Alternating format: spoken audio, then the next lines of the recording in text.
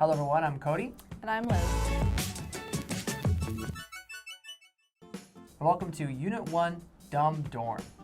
Now, this might sound a little strange to you, but dormitories are quite common in the US. But this one example at the University of California, Santa Barbara, UCSB, a really, really rich multimillionaire, I think he's a billionaire, Charles Munger, is offering $200 million of his own dollars to pay for the entire completion and building of a dormitory for the university. Now, however, there's one catch. Okay. That catch is that he will only pay for it if it's entirely his design, 100%. All his ideas. Well, no, he's not an architect. That's the really strange part of this. Now, if you've watched recently Squid Game and you remember kind of the guard rooms, very small, orderly, and no windows, well, that's kind of the design he's created. Very tiny room with a small desk and very small bed and an even smaller armoire inside of there, and very tiny. Armoire. Armoire. This dormitory should house at least 4,500 students in a 10-story kind of complex. Very compact. And now the setup has a lot of people concerned, and even some other architect professors at the university. They've expressed their kind of concerns about this. But we'll talk about that a little more later. Setup. Setup.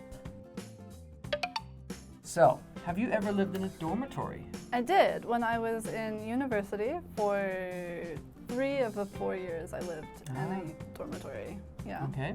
And a little bit after I came to Korea as well too. I did a language course in Gangwon province. Okay. And I lived in a dormitory while I was there because my husband was living in Seoul, so I see. I needed a place to stay. How about Yeah. you? Have you ever lived in a dormitory? Never lived in a dormitory. Really? Yeah, for the first 2 years of university, I actually lived with my parents. Okay. Now, I could say it was like roommates because I actually paid my father rent. Okay. Our agreement was I lived with him if I paid rent. Okay. It wasn't expensive, but a university student paying $300 a month can be a little expensive. For a earning a university little money, student. yeah. But then my final 2 years, I moved out and lived in my own apartment, Okay. which the rent went up. So you missed out on the dormitory experience. I willingly missed out. You didn't miss Yes. much. Yeah, I didn't want to really live with other people. I didn't know much. And I was particular about being clean or orderly. And Okay. I wanted to avoid some of the less legal, less, other situations that happen sometimes. Lots happens at university, And I wanted right? to avoid that. Okay. Yeah, so. Now, how is a dormitory different from an apartment? I think you kind of touched on that. In a dormitory, you obviously have a lot less privacy because dormitories usually have a bedroom that you share with a roommate or several roommates, or sometimes single rooms. But there's usually a shared bathrooms and maybe a shared kitchen if it has a kitchen. Yeah. Might not have a kitchen. Usually it'll have a cafeteria or something like that. And maybe a shared common area. So really your only private space is the bedroom, which is semi-private if you have a roommate. In an apartment, usually you have your kitchen and bathroom, and living space is all to yourself or whoever you live with. Right.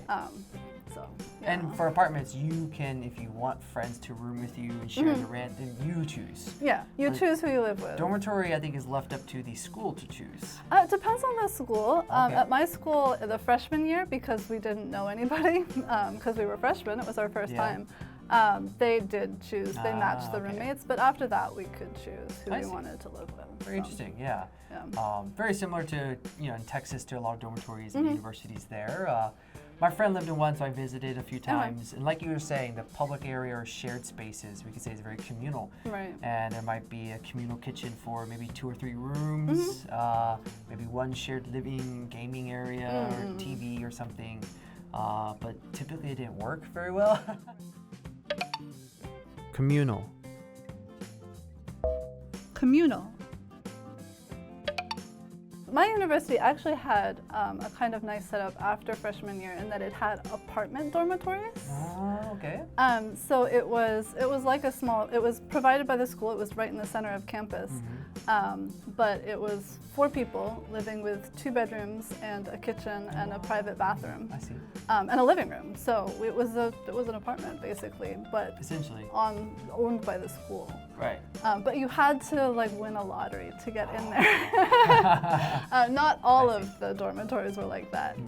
So it was very popular and very hard to get in. But luckily, I got in my sophomore year. So Very fortunate. Yes. that was good. But yeah. So there are a variety of different kinds of dormitories, but usually it's something that's provided by the school. Yeah. Typically, they tend to be a little crowded, but one of the big things is they try to make an open space with it. And now the language focus. First up, there's just one catch. So for my example, sometimes Starbucks gives away free coffee, but there's just one catch. You have to bring your own tumbler. That's not a bad catch. Not bad. The second point is cannot in good conscience. For example, these days, many people decide that they cannot in good conscience eat meat because of the environmental impact. There is some impact, yes. All right, and that's it for our preview section, and we'll see you on the review.